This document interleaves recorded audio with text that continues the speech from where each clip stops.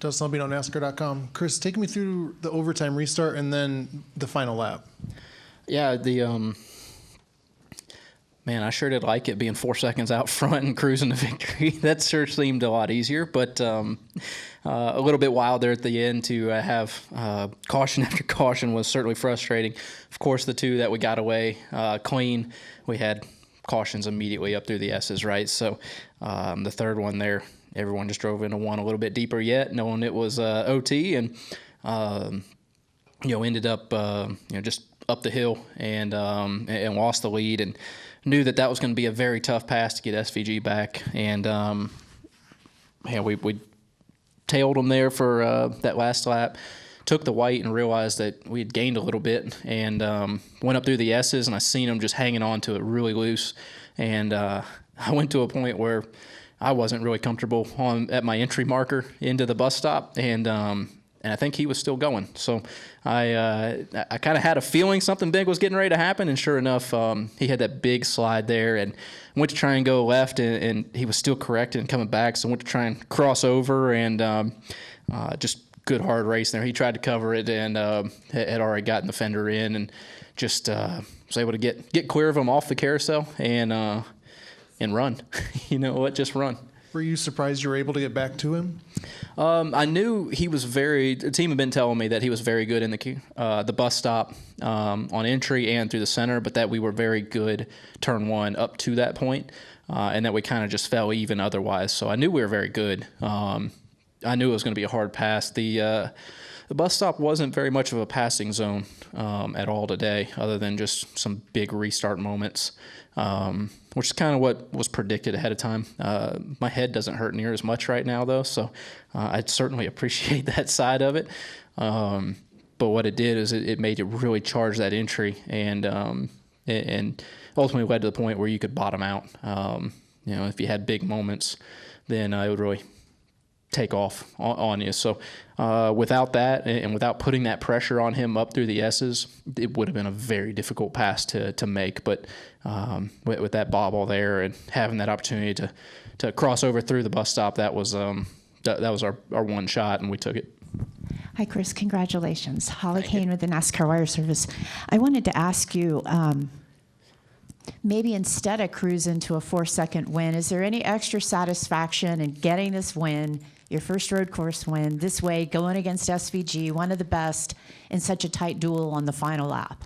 Yeah, I said it would be easier, not more satisfying, I guess, to your point, yes. It in a way, I could have done without some of that stress there at the end, and knowing how good that we played it and how that was going to work out for us. I'd love to win one that way too, but yeah, that one was ultimately it was a lot of fun because it worked out. If we'd have finished second on the day, I wouldn't have enjoyed that very much. So, to be able to be in the hunt there at the end, SVG has been such a phenomenal road course racer, or is a phenomenal road course racer, right? And knew when he got that spot on us on that last restart that it was going to be very tricky to get back by him, and just wanted to make sure that we stayed in the hunt, that we drove the thing hard and kept pressure on him, and made him at least realize we were still there, that it wasn't going to be a cruise away. So I think ultimately that was the ticket, right? Was just to make sure that you get other drivers in their mirror and looking up instead of looking forward, and it was a lot of fun just to good old-fashioned hard battle all the way to the end. There's been so many fantastic last 1 or 2 laps here at the Glen, and I certainly feel like going to go back and watch that one, and going to feel like it's going to add up right there with some of the old school Ambrose Keselowski battles, or a handful of others through the year. It's going to be a good one. Let's go to Jeff, Daniel, and then we'll come over here in the middle. SVG said that part of the reason he was running so hard there and kind of like forced himself into a mistake, I guess, is because he had contact with you on that restart. So he felt like, all right, it's going to be fair game if you get back to him. But on the other hand, I feel like our perception of you is like you're not really going to rough somebody up for the win. You drive pretty cleanly. So can you settle it if you had gotten a chance? Because the contact you had was you were already there and he kind of came down. It didn't look like you intentionally bumped him up. So if he hadn't hit you there, or either way, like, were you going to initiate that contact? Is that what you were planning to do? If we could have gotten close enough, it was certainly in my mind that, we'd had a couple of good restarts and been able to cover everything. And that last one was, everybody got a little more aggressive, right? And we see it time and time again. And, I certainly didn't like losing the lead there, but I didn't think that it was dirty. It was very aggressive racing, right? And when it came down to it, and we were able to single file out and seen that he pulled away for half a lap there, and I kind of thought my chance was slim. And then when white flag came out, we were able to really pull up on him. And so it was. I was going to keep the pressure on him, and if the opportunity arose, was definitely going to.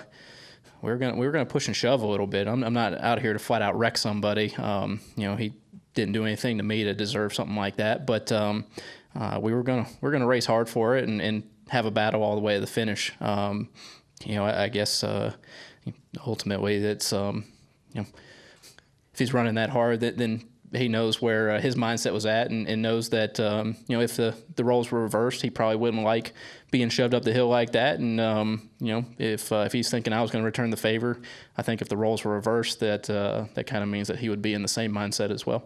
So he was right that he needed to run that hard to make sure he stayed far enough ahead of you. If the right corner would have happened, that wasn't going to be the place. That was the bus stop was not a great passing zone and not a good place for. It was actually where they were better than us pretty consistently there in those last 20, 30 laps. So.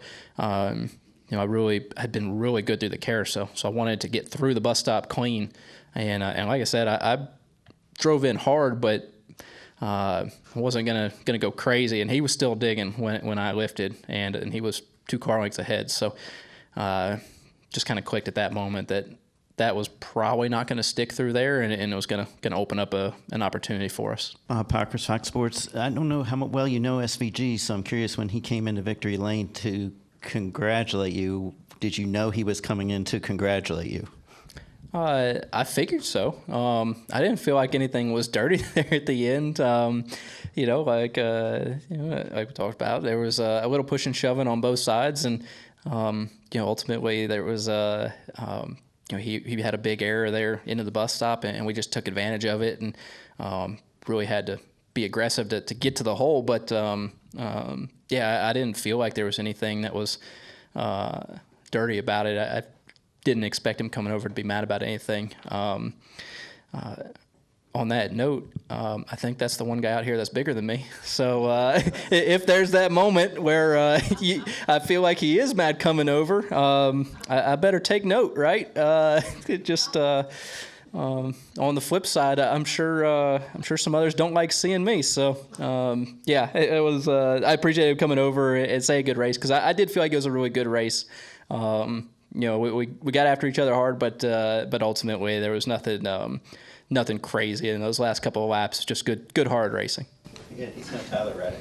No. You said it, not me. Would you have ducked? Would I have ducked? You know what? He was like 3 steps down, so I had the high ground. We'll say that.